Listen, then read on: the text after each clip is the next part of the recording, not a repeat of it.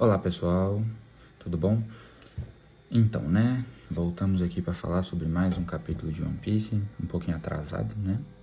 Até que não, que oficialmente o capítulo não saiu ainda, né? Só sai amanhã, mas vamos lá, né? Capítulo 1177, para variar, um capítulo muito bom, né? Teve comparações do Jinbe entre dragão e rei do mar, teve o Chopper exorcizando um Dome reversado no tapa, né? Teve bastante coisa interessante. O encontro, né? Finalmente o encontro entre Nidhogg, Nika e Imu, né? Então bastante coisa, mas enfim. O capítulo começa de verdade, né? Com a briga ali entre os gigantes e aqueles outros gigantes Dome reversados, né? Vamos dizer assim. O pessoal que está ali sobre o controle do Imu. E, né, o pessoal de Elbaf ali tentando tirar as crianças de perto, a maioria das crianças assustadas ali com o que estava acontecendo. Apenas o Kron, né, que estava encantado, os olhinhos brilhando ali, observando todos os gigantes lutando. Ele que, né, sempre tem esse interesse no espírito guerreiro de Elbaf, então ficou encantado ali com a luta, né. Aquela discussão continua, né, dos personagens sobre o dever moral de matar, entre muitas aspas, seus companheiros para libertar eles, aquela coisa toda. Então, assim, e é interessante, é engraçado, né, o jeito que o Oda constrói a cena, porque no fundo você vê que eles estão gostando, né, daquilo, de ter que exercer aquela violência para conseguir tirar os companheiros deles daquele estado, né? Mas tem toda aquela pompa de não, isso não é certo, eu não deveria estar fazendo isso e tal. Mas, enfim, né? A gente sabe que não é bem assim que funciona, né? Então, assim, tem todo esse drama, é engraçado essa parte, mas, né, já muda a cena. Temos os outros tripulantes também, com o Kirin preso lá, amarrado, né? Amordaçado, tentando amordaçar ele, mas ele continua falando ao mesmo tempo, mesmo assim, né?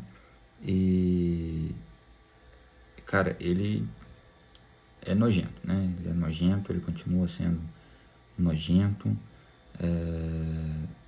não dá pra perdoar, né? Não tem como esquecer que ele é um dragão celestial, todo picotado, xingando o Jinbe. Tem uma conversa interessante entre eles ali sobre como ficamos mais fortes e tudo mais. É bem interessante, né?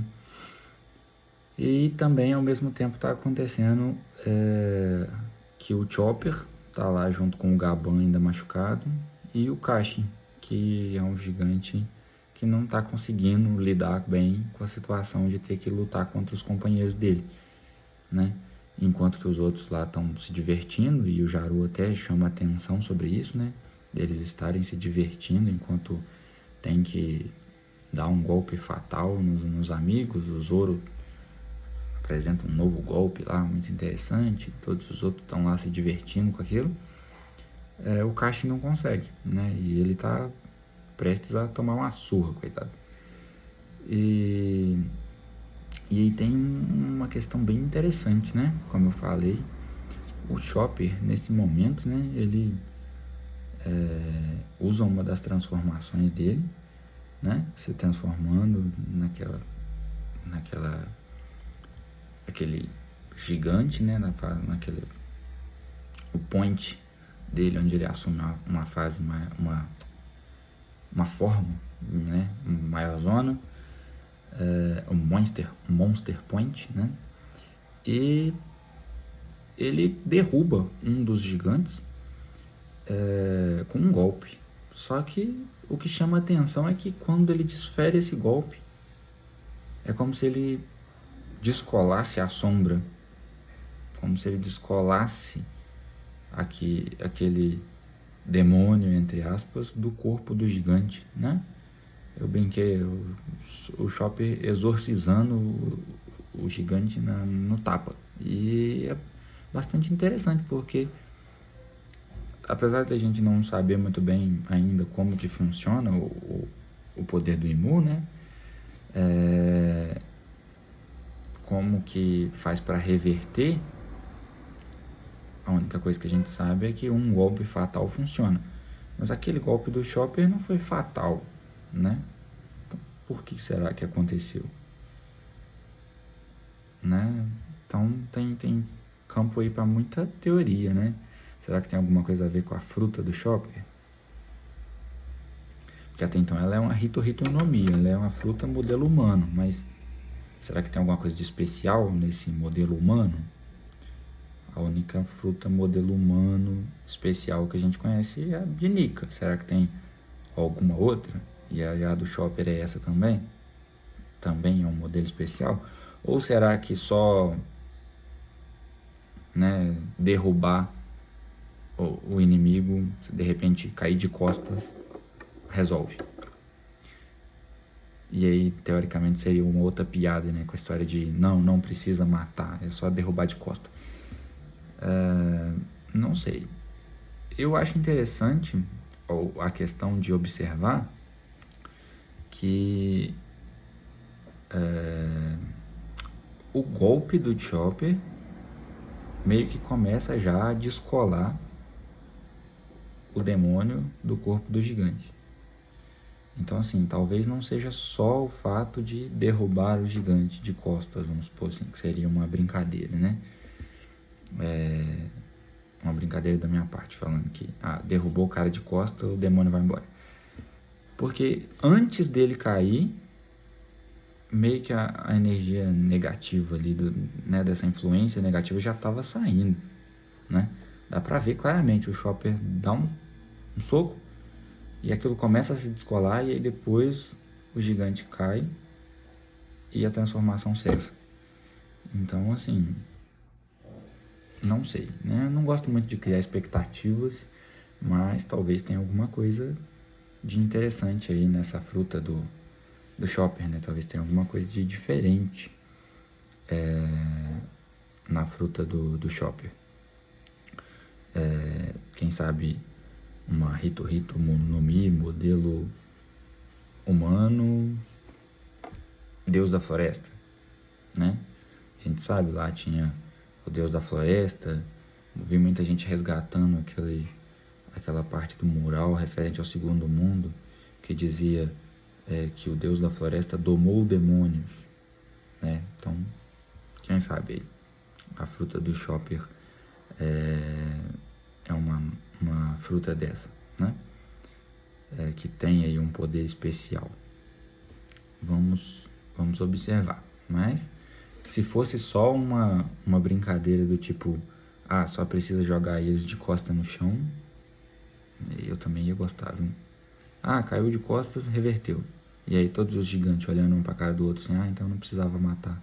O Zoro assim, então não precisava de um golpe fatal. E o Jaru puto da vida, falando que eles estavam aproveitando da situação. Mas enfim, né? Ainda só no campo da teoria, né? Enfim.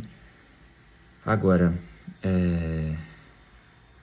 por último ali no capítulo, né? Temos o Sop reagindo contra Imu, né? Um discurso falando sobre a valentia, sobre a essência dos guerreiros de Elbaf. Xingou o Imu, chamou o Imu de covarde, né? Que aquilo não era jeito de lutar contra os bravos guerreiros de Elbaf. Eu achei muito legal, sabe? Muito legal. Eu não sou um grande fã do Sop, tá? Pra falar a verdade. Eu não gosto nem um pouco dessa gag de medroso que foge toda hora e tal. Isso pra mim não tem graça nenhuma. Eu acho que já perdeu a graça dessa história, sabe? E ver o Usopp, assim, num momento de coragem, realmente desafiando o Imu, foi muito legal, na minha opinião, foi muito legal. E eu queria que o personagem continuasse assim, sabe? Já passou da hora. Essa história de Usopp mentiroso já... Mentiroso ainda pode até ser, mas medroso já deu. Não tem como mais, sabe? E ali foi muito legal, porque ele tenta defender o Brook, aí ele apanha, e o Brook apanha, aí ele levanta, continua xingando, o Imu chega perto dele, teletransporta para perto dele, e ele ataca. Com uma das munições especiais dele, né? Faz aquela explosão em forma de caveira. E aí o Luffy chega, né? Junto com o Loki. Cara, o reencontro... Parece que o Imu trata como um reencontro, né? Tanto é que ele não fala do Loki, ele não fala do Luffy, ele fala do Nika e do Nidhogg. Então ele trata como um reencontro.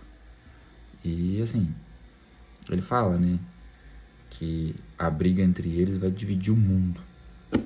E assim, realmente a gente vê ali que parece que o Imu guarda um certo rancor do Nidhogg. A gente não sabe exatamente por que ainda. A gente sabe que ele não gosta do Nika, mas parece que ele guarda rancor do Nidhogg, por algum motivo, né? E o interessante é observar que, de novo, né, o Oda, ele coloca o Luffy de encontro ao vilão,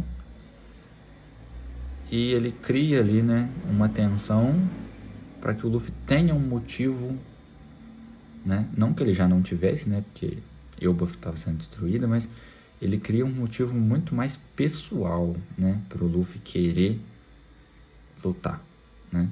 Então, além de Elbaf, além de todo o estrago que estava acontecendo ali na ilha, Imu, né? Tava ali, deixou desacordado, né? O Usopp e o Brook, né? Bateu nos nakamas, né, do Luffy. Então ele cria uma tensão, né, um motivo a mais para o Luffy querer lutar. E o Loki também, depois de encontrar o Imu, né, provavelmente sabendo ali relembrando, né, tudo que o pai dele falou e tudo mais, então ele também tem ali um motivo a mais para querer lutar. E assim, eu esqueci de comentar da cena onde a Nami xinga o Luffy. Muito, muito legal, né?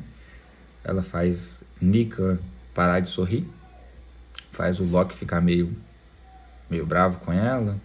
Tem toda a piada do relâmpago, né? Que o Loki tenta atacar o Luffy, mas é só relâmpago e não funciona na borracha. Mas é legal como que os dois estão nessa dinâmica, né? Quase que de companheiros já, né? Eu não acho que o Loki vai entrar pro bando, mas eu acho que ele com certeza vai ser um aliado poderoso, principalmente nessa luta final aí contra o Imu, né? Que provavelmente vai ser o vilão final, e provavelmente nós ainda vamos ter alguns embates ainda entre o Luffy e ele, né? Para aos poucos o Luffy ir criando essa rivalidade, né?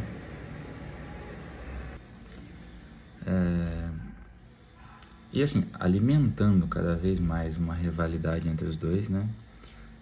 Provavelmente entre os três, talvez, ali, né? O Loki, não sei se ele exatamente vai ser alguém que vai estar 100% do lado do Luffy, ou se ele vai estar, assim, meio que... tô junto com você, mas é mais pelo meu pai, não tô nem aí pro seu sonho. Mas, enfim, vão acabar unindo forças, né? Para lutar contra o Imu. E, cara, assim, capítulo muito bom, né? O Jinbe faz uma comparação muito interessante entre o tamanho do Loki e os Reis do Mar. Quando ele fala que ele se parece com os Reis do Mar, eu acredito que ele está mais falando sobre tamanho, sobre imponência, né? Sobre o poder, do que necessariamente sobre aparência, né? Porque, pelo menos de todos que a gente viu até hoje, eu não me recordo de nenhum que pareça de verdade com o Loki nessa forma de dragão. Eu acho que ele deve estar falando mais, assim, sobre a questão da presença, né? Da imponência. Isso é uma coisa que provavelmente vai ficar mais claro na tradução oficial, né? Vamos esperar para ver, né? Se tiver alguma mudança nesse sentido. Mas eu acredito que ele estava se referindo mais a isso, mais a aparência, mais a presença do Loki do que necessariamente a aparência, né? Então, assim, bastante coisa bacana, né? Um capítulo muito movimentado, cheio de informações. O Imu parece que vai ter ali um pequeno embate com o Luffy, né? Quem sabe nesse embate eles conseguem libertar a Gunko da influência do Imu, né? Apesar de que, se conseguir fazer isso, talvez não vão conseguir buscar os Cavaleiros de Deus, né? Se o Imu não conseguir ir embora com a Gunko, os outros dois também vão ter que ficar. Eu não acho que esses dois vão ficar, né? Provavelmente o Imu vai dar um jeito de abrir um portal e todos eles vão ser sugados para lá de novo.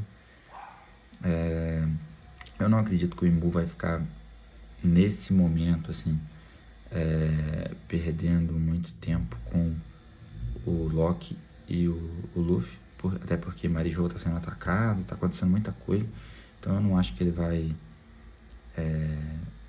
agora, né, se envolver numa luta muito grande. Acredito que deve ser um embate curto, alguma coisa assim, pouca, né? Mas provavelmente a gente vai ter mais informações interessantes sobre essa rivalidade aí, né? E uma coisa legal é que o Imu chamou o Nika, né? O Luffy de Nika, né? Então o Loki ouviu isso, né? Temos que ver aí se vai ter alguma reação dele, algum interesse nisso, ou se ele vai só deixar passar batido. Mas enfim, um capítulo bem interessante, né? Pretendo voltar com teorias sobre Rei do Mar, dragão, tudo mais. Também essa teoria aí da Akuma no Mi do Chopper, né? Vamos observar isso aí para ver se tem alguma coisa. Eu quero tentar entender melhor, né? E é isso aí. Capítulo muito bom, muito interessante. E agora a notícia boa é que semana que vem tem capítulo, né? Não precisamos esperar 2 semanas. Então vamos aguardar aí para ver, né, o que vai acontecer desse embate aí entre Loki, Luffy e Imu, né? Bom, é isso aí. Quem gostou do vídeo aí, puder deixar um like, eu agradeço. E tchau!